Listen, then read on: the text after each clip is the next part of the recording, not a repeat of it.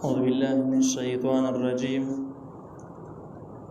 بسم الله الرحمن الرحيم. عالم الغيب والشهادة الكبير المتعال. سورة الرعد 9 نمبر آیت. په دې 9 نمبر آیات کې د الله تعالی کامل علم ذکر کیږي او د الله تعالی کامل قدرت ذکر کیږي. د کامل علم او د کامل قدرت ذکر کېدلو معنا دا ده چې په دې صفاتونو کې وسره مخلوق به شریک نه وي. نه دا صفاتونه د مخلوق سره سمون خوري او نه د مخلوق صفاتونه د الله تعالی سره سمون خوري. الله تعالی وی عالم الغیب، خبردار دی په پټو سيزونو باندې. غیب څه شته ویل کی؟ غیب په نسبت د انسان باندې په نسبت د الله تعالی باندې غیب نه. غیب هغه شی ته ویل کېږي چې د انسان په خپل حواس سره نشي حاصلولی. دین ورخوي انسان له الله تعالی 15 اندامونه د څه ورکړي د شپاغه باندې د علم حاصلای. په دا کې یو عقل لري چې ډیر څه په عقل سره معلومیږي، هغه ته معقولات وایي، او ډیر څه په سترګو باندې لیدل کېږي، هغه ته مرئیات وایي، د سترګو لیدل څه. نو دا د علم حاصلول ذرایع دي چې ته یو شی په خپل سترګو ویني، بس دا یو دغه علم ته حاصل. دغه شان د کې ځینې علمونه په پوز باندې حاصلېږي، لکه خوشبوئی، بدبوئی، اندازه په پوز سره لګي، دا علم په پوز باندې حاصلېږي. د څومره بویان چې دی بویونه هغه علم تعلق د پوز سره دی. دا 3 نمبر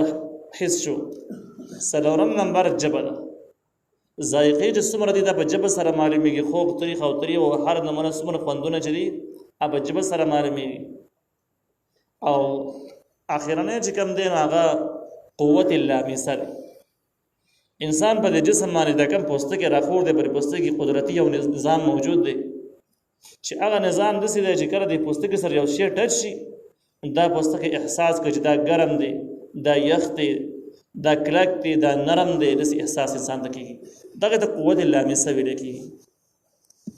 نو چې کله په دې 15 سيزونو باندې کوم شی حاصل شو،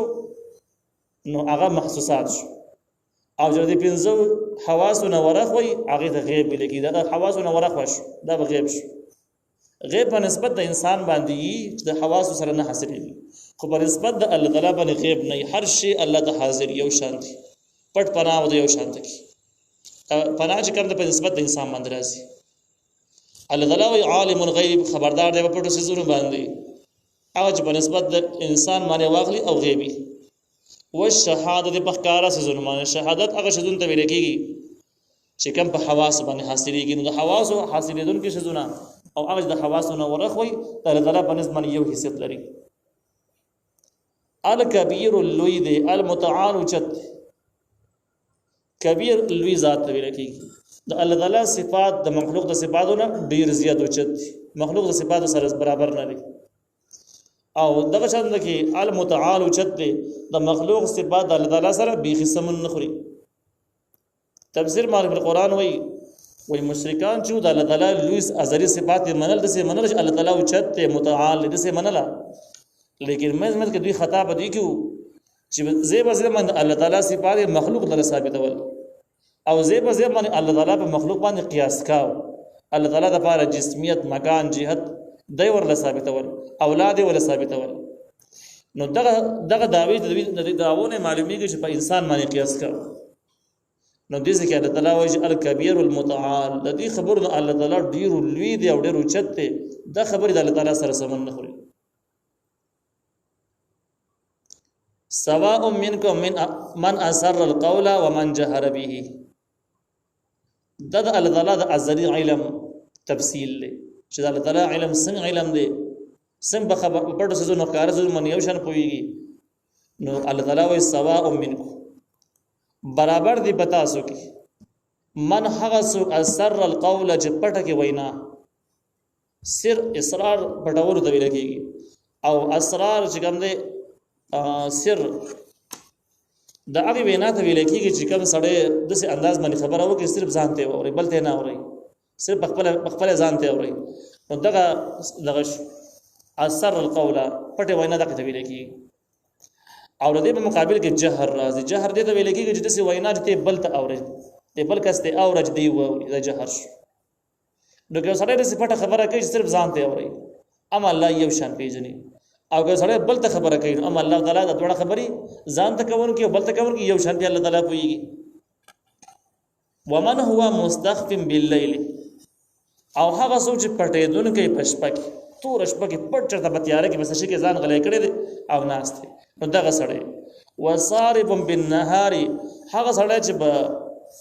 بې احتیاطۍ سره ښکاره ګرځي په لارو کې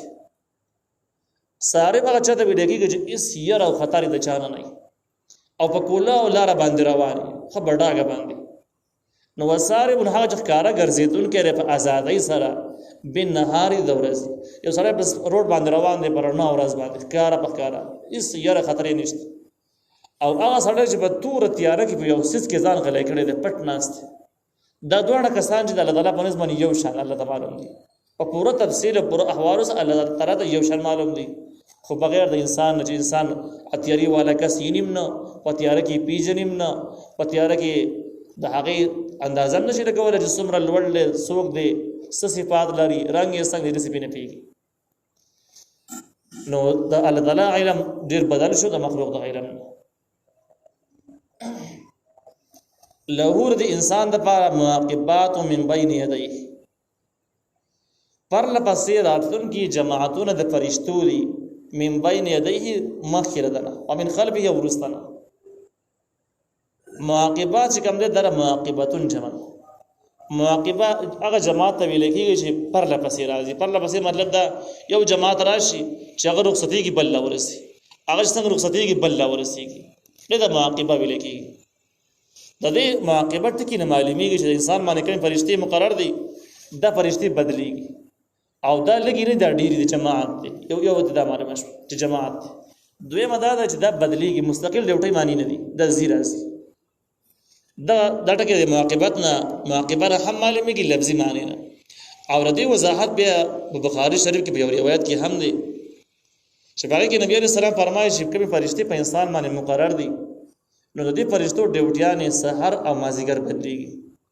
او چې کله بدلیږي نو په دې سحر او مازدیګر کې د دواړو جماعتونو ملاقات هم وشي د دواړو راجمع شي او په دې طریقه باندې چې کله د یو جماعت رخصتېږي دې نه مخکې د بل جماعت راورسېږي دی ساري بیا دا یو جماعت رخصت شي دا یو پاتې شي نو بیا دغه حدیث کې دم دي چې سحر مونږ د دوه پیرې لیکل کېږي او د مازدیګر مونږ هم دوه پیرې لیکل کېږي هغه داسې چې د سحرنۍ کومه پیاره چې د غتلو والا پیاره چې ده نو چې کله سړی مونځ وکړي نو دغه فرشتې الله ته وایي زه یې لیکم ښه کار یې کړی دی ما ته پرېږده به زه یې لیکم او ما خو د بېګا رئیس ډیوټي کړې ده نو بس ښه دا ده چې دا ښه کار زما په لاس باندې ولیکلی شي او کومې فرشتې چې نوې ډیوټۍ ته راغلي دي نو هغې وایي چې نه په کار ده چې مونږ یې ولیږو ځکه زموږ ډیوټي خو دا اوس ولګېدله او دا پکې اولنی مونځ دی په کار ده چې مونږ یې ولیږو الله تعالی یو سخي ذات دی الله دواړو ډلو ته وایي تاسو دواړه یې ولیکئ په دې باندې زما هېڅ نه کمیږي دا یو مونځ دواړه ځای ولیکلی دواړو رجسټر کې ولیکلی شي او دا په دوو کې شمار شي بیا دغه شان دغه چل د مازدیګر نه وشي چې دا به دوو رجسټرو کې ډبل ولیکلی شي دا د دې فضایل هم دي بیا دې کې دویم روایت د ابو داود شریف دی ابو داود شریف د روایت نه معلومیږي چې دغه فرشتې چې کومې دي نو دا یوازې د انسان حفاظت نه کوي بلکې د انسان اعمال د انسان د حدیثونو هم ساتي حدیثونه بچ کوي ډېرې حدیثې داسې چې د فرشتې ورسره د هغې نه د بچ کوي او ساتي دي او چې کله د انسان الله تعالی مقرر کړي چې د انسان له وس یوه حادثه پکار ده په دې حادثه کې ګیر وم د عمل د وجه نه یا په ده باندې چونکې یو امتحان راتلونکی دی هغې د وجه نه الله تعالی دې فرشتې لرې کړي او دغه انسان باندې ازمایش راپرېوځي دا ابو داود شریف روایت دی او د ابن جریر رحمه الله رای دا ده او د دې باره کې د یو حدیث هم نقل کوي چې دا کومې فرشتې په انسان باندې ډیوټي کوي نو دا یوازې عمل لیکل حفاظت کول دا نو یو بله ډیوټي ورسره هم کوي هغه دا ده چې انسان پر زړه کې د نیکو جذبه راولاړوي او د ګناهونو نه ولا نفرت راولاړوي او مسلسل لګیا دا کار کوي د فرشتې چې کله انسان غفلت وکړي د دې فرشتو د پیغامات ته ونه ګوري او کومه جذبه چې پکې د فرشته راولاړي هغې ته توجه ورنه کړي ځان په یو ناجایزه کې واچوي قصدا عمدا نو په دغه ټایم کې ور بیا فرشتې دعاګانې غواړي چې الله پاک زما د قبضې نه بار شو او سړی بچه پر روان دی ته ورته هدایت وکړي چې دا بیا نورم جهالت او غفلت نه کار والدان کلک بیا فرشته ور دغه کار ایسته ولیکي دا ګناه او جرم ولا ولیکي دې نه دا معلومیږي چې کم خلک چې ټي وي ګانو ته ناست دي په دې مسله باندې اتفاق دی چې په کوم ځای کې تصویري په کوم ځای کې سپی هغه ځای ته فرشتې نه حاضرېږي چې کله فرشتې نه حاضرېږي کم کسانو ټي وي ګانو ته پراته وي کمرو کې تصویرانې او دا څیزونه ګوري هلته کې دغه فرشتې چې کوم معاقبتون فرشتې دي چې هغه د انسان کې د نیکو جذبه راولاړوي دې ټایم کې دا فرشتې حاضرې نه وي ځکه دا ځای د حاضرېدو دې نه سرې بوده نو چې حاضرې نه وي نو به دې ټایم کې د انسان په ذهن کې ډېر څه تاویږي ډېرې قصې پکې تاویږي او د ټیم کې د مکمل په بل انداز باندې در معاقبتون تحقیق وجه دا څوک دي او څه کار کوي او کوم ټیمونو کې د دار راجم کی کوم ټیمونو کې بیلیږي او کبي کبي ډیوټیانې دي من بین یدیه مخکې د انسان بین دا منځ ته وي یدی لاسونو ته وي خپل معنی دا شوه چې په من د لاسونو د انسان کې دغه لفظي معنی ده لیکن عربو کې عام طور داخله استعمالي د مخ طرف ته استعمالي یعنی کوم خبره چې مخ طرف روانه کې د بین یدیه وي نو معنی دا شوه چې دغه فرشتي د انسان حفاظت کوي انسان نه مخ کې روان ومن خلفه او رسته يحفظونه جو حفاظت کوي د انسان من امر الله په حکم د الله تعالی باندې سپرج د الله حکمي دا فرشتي موجودي سپرج د الله حکم ختم شي فرشتي بیا رخصت شي لاړ شي بیا دغه ډیوټي نه کوي نو دې ځکه تفسیر معرفت قرآن وایي یو شک پیدا کیږي چې شیطانی وسوسه چیرې فرشتي خاصه د انسان سره مستقیل ور سره دي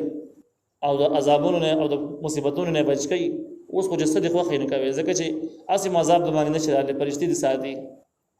نو داغه جواب تفسیر معرفت قرآن موږ د مېسه کې ذکر دي چې ان الله لا یغیر ما بقوم حتى یغیر ما بانفسهم یقینا الله تعالی نه بدلای ما هغه حالت به قوم چې پیواسي به یو قوم پوري د الله نظام دا د خپل انسانانو لپاره عافیت راحت سہولت او د خیریت ژوندۍ انتخاب کړی دا د ورته خو کړی دا چې هر انسان دی په سہولت کې په خوشحالۍ کې دی په راحت کې دی او دغه د انسان خوشحالي او راحت الله تعالی ختمول نه غواړي د الله خو خنه د ختم شي او د دې وځي من سخت راشي لیکن دا سخت هغه وخت الله تعالی را ولي حتی یغیر ما بانفسهم چې دا انسانان بدل کی ما هغه حالات بیان پوسهم چې د نفسونو سره پیوست څه مطلب یعنی انسانان کله هغه حالات چې د انسان د نفسونو سره پیوست چې هغه خپل کارونه خپل ذمہواری پر خوندل او خپل د الله تعالی اطاعت پر خوندل د شیطان په لار باندې تک دا کله شروع کې د خپل حالت بدل چې کله د خپل حالت بدل کی الله تعالی په سره ورته هم بدل شي چې په سره ورته بدل شي نو حال د انسان حال بدل کی نو عذاب را شروع شي نو اوس حاصل اداره بدل چې کله انسان گمراه شي الله تعالی ول حالات بدلي او چې کله ول حالات بدلي نو به فرشتي او چتيږي بیا نه به انسان سره معاقبتون فرشتي موجود نه شي د حفاظت وکي وي ساتي البته د اعمال لیکلو ولا فرشتي موجودي لیکن هغه فرشتي چې د حفاظت کې هغه لاړ شي هغه سره بیا نه نو ان الله یقین الله تعالی لا یغیر نبدلی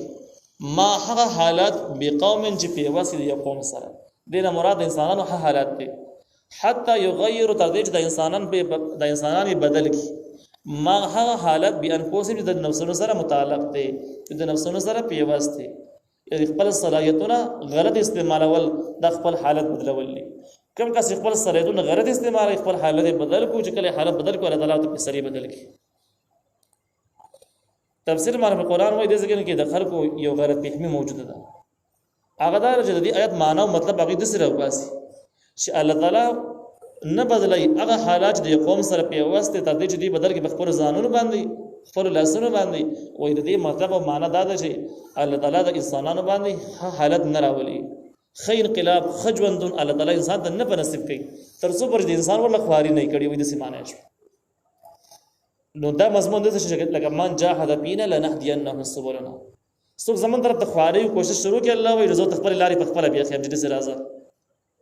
نو تفسیر معرفت قرآن وایي دغه معنی په دې ځکه کې معتبر نه دا ټیک نه ده هغه مضمون په خپل ځای باندې صحیح دی لیکن چې دې کې بحث د نعمتونو دی دا ایمان او توفیق نه د دنیوي نعمتونو بحث دی چې دنیوي سہولیت او راحت الله تعالی د انسان نه اخلي تر څو برج د گمراه شوی نه وایي دغه وای دا په دې وجه باندې دغه معنا په دې وجه باندې رد ده د دوی معنا چې کم خلک خطا شوی دي بیا ور دې معنا دا چې الله تعالی اس انسان له هیڅ شی نه ور کوي تر څو برج انسان ولا خواري نه کړي دسه معنی به شي نو دا معنی به کوم څه کې غلطه ده ګوره انسان چې را پیدا کېده دنیا ته راته او په حواس او خمسو سره روغ جسم خصلتونه قوي ایمان سره دنیا ته راغی نو دې انسان کړه الله تعالی ته سوال کړي او کله مهنت کړي او چې ما دنیا ته راولېږم روغ رمټ مې راولېږم چې بار خبره پوېږم او روغ صلاحیتونه لرم انسان سوال نه کړي به دا تنکي ماشوم به د کله سوال کړي چې ما ته د شودو بندوبست وکړه دا نو کړي بندوبست د مخې موجود شوی به دا انسان چې کله غټېدو په شودو باندې گزاره ختمېده نه کېدل پی نو د غاخه د خلک شروع او غاخونه راوخدل جانډه کښ ول هغه نه بعد خوراک شروع هر شي خوراکي به شروع اوس دغه ماشوم کله سوال کړي چې مال غاخونه راکه ماته د خوراک ضرورت نه دی کړي به دا ماشوم چې کله خوراک شروع کړي الله د سوال کړي چې اوس مال خپل ځواني راکه بیا الله ځوان نه او د انسان خو سوال نه کړي ای سیمول نه دی کړي دینه معلومیږي دا چې د آیت دغه معنی نه ده چې انسان یو شی د پاره خواري نه کړي الله یې نه ورکړي بلکې دا خاطر ټیک نه ډیر څه زونه داسې چې الله تعالی بغیر د خواري نه انسان له هم دسي ورکړي واذا اراد الله بقوم سوءا فلا مرد له او هر کله چې الله تعالی اراده وکړي د قوم لپاره سوءا د تکلیف چې د قوم ته تکلیف ضرور ورکو ولې ورکوم خپل صلاحیتونه غلط استعمالي بلاري شوی دی اوس ول سزا ورکو فلا مرد له بیا نشته واپس کېدل دغه عذاب لپاره هیڅ څوک واپس کولای نشي په هیڅ طریقې نشي واپس کولای نو بدی کې بدل پرشتو به تم کېږي او نه د وسایل او د خپل خلق به تم کېږي چې د عذاب نه وساتي فلا مرد له بیا هیڅ واپس کېدل نشته وما لهم او نه بیر دوی لپاره من دونه بغیر د الله نه من وال اس بچ کول کې وال اغزاج تر مصیبت نه خلاصي بچ کی دي نو چې الله د یو کار باره کې اراده وکړي د مصیبت باره کې هیڅ څوک بلته هم خلاص نه کی بچ بدنه کی